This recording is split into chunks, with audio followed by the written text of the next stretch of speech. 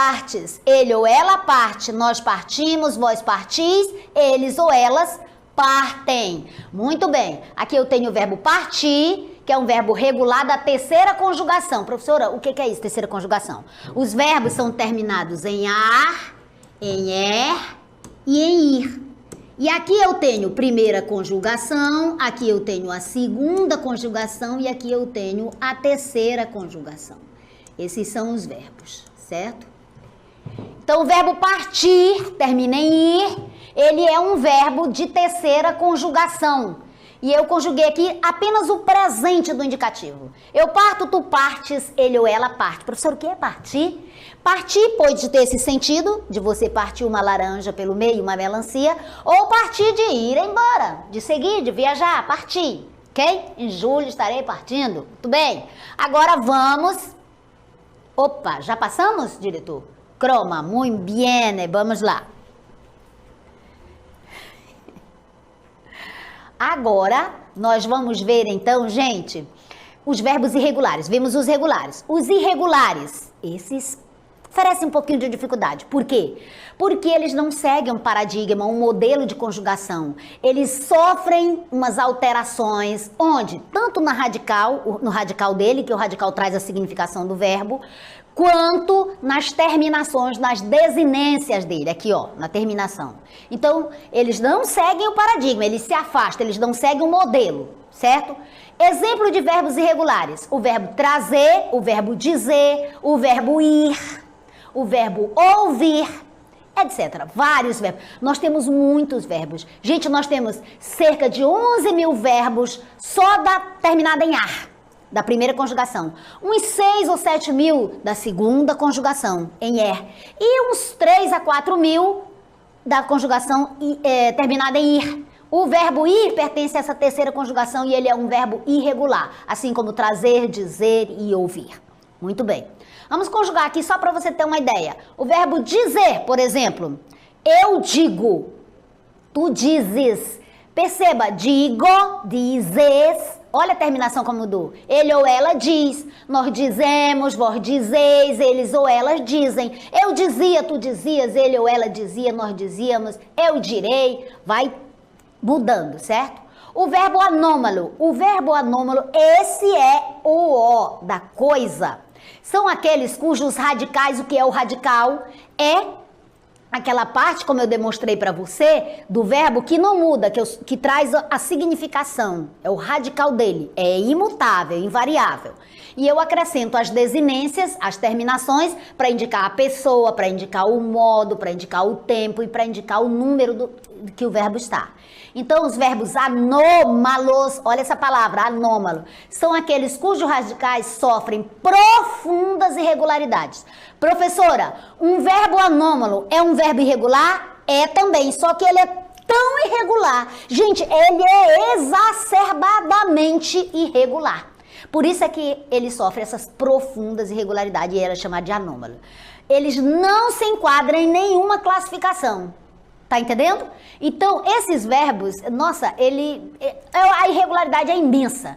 Exemplo dele, que eu mencionei já para você, o ser e o ir. Esses dois verbos são chamados de verbos anômalos, porque os radicais dele vão sofrer alterações. Quando nós conjugarmos, você vai ver. Então, vamos lá para os verbos abundantes. O que são os verbos abundantes? Os verbos abundantes, olha, a palavra abundância quer dizer muito, né? Muita fartura, abundância, bastante. Pois é, o verbo abundante é aquele que apresenta mais de uma forma. Ele não tem só uma, ele não é pobre, ele tem duas. Às vezes tem até 3.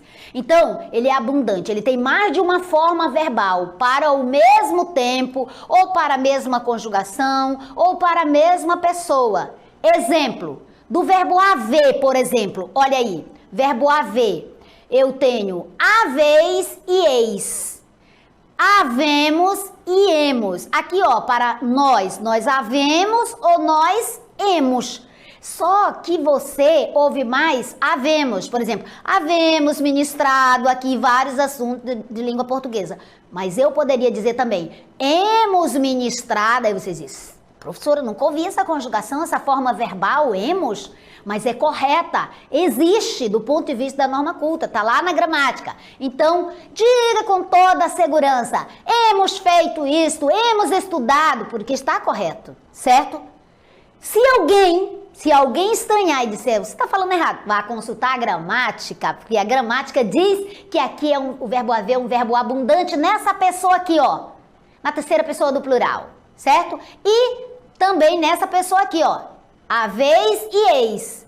Agora, o verbo aceitar, ele tem dois particípios. Eu posso dizer, tenho aceitado, ministrar aqui aula para vocês, ou tenho aceito conversar com vocês, certo?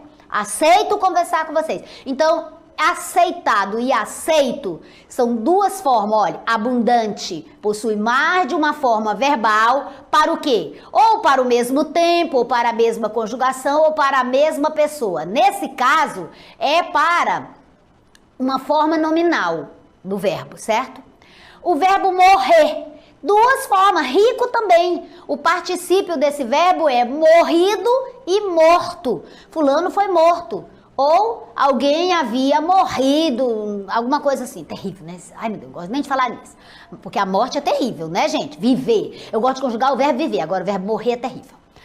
Mas morrido e morto, as duas formas estão corretas. Agora o verbo imprimir, preste atenção, você pode perfeitamente dizer, eu tenho imprimido os documentos ou eu tenho impresso esses documentos, essas aulas, etc, certo? Então, imprimido e impresso, as duas formas estão corretas.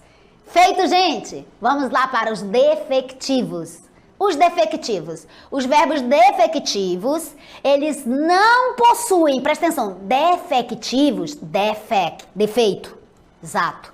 Então, eles não vão apresentar, eles têm esse defeitinho, eles não possuem, não apresentam todas as formas verbais conjugadas, por exemplo, no tempo, no presente. Alguns verbos vão faltar, algumas formas. Ou no futuro, enfim, alguns verbos têm isso. E eles apresentam esse defeito na conjugação, por isso eles são chamados de defectivo. O que é um verbo defectivo? É aquele em que falta alguma forma verbal, ele apresenta esse defeito. Exemplos de verbos defectivos: o verbo reaver, o verbo precaver, o verbo latir, o verbo colorir. Preste atenção a esses verbos, porque eles oferecem essa dificuldade. Então, eles são chamados de defectivos. Por quê? Porque faltam algumas formas verbais neles. Vamos ver um verbo aí que é muito irregular e que é defectivo. É o verbo abolir. Não, o reaver. Vamos conjugar o reaver. Vamos lá. Olha aqui. Digo, o verbo abolir mesmo. O verbo abolir terminou em i, ele é irregular, ele é da terceira conjugação. Ele é tão irregular que ele chega a ser defectivo, faltando formas nele. Vamos conjugá-lo no presente do indicativo. Olha aqui, não possui a primeira pessoa. Se não possui uma das formas, ele já é defectivo. Não tem. Eu não posso dizer eu abulo, é errado. Não diga isso, certo? Você vai só conjugar, não existe a primeira pessoa, você vai conjugar da segunda em diante. Tu aboles, ele ou ela abole. Nós abolimos, vós abolis, eles ou elas abolem, certo? Vamos lá para o verbo reaver, para você ver como é difícil conjugar um verbo defectivo. O verbo reaver, além de defectivo, além de faltar 3 formas verbais nele, ele é irregular. Apresenta essa dificuldade. Não existe nem a primeira pessoa, nem a segunda e nem a terceira. Não existe uma forma de reaver. Eu reavo, tu reaves, ele ou ela reave. Não existe isso, tá? Errado. O que vai existir? Só a terceira pessoa do singular, a primeira pessoa do plural, primeira pessoa do plural, nós reavemos. A segunda pessoa do plural, que é vós reaveis, mas não tem eles ou elas reavem, não existe. Então, no verbo reaver, você percebe a falta de 4 formas verbais. Então, o presente do indicativo do verbo reaver só tem 2 pessoas. Professora, o que eu faço? Eu preciso conjugar o verbo reaver. Como é que eu digo que eu preciso reconquistar alguma coisa, reaver alguma coisa? Como é que eu vou dizer isso?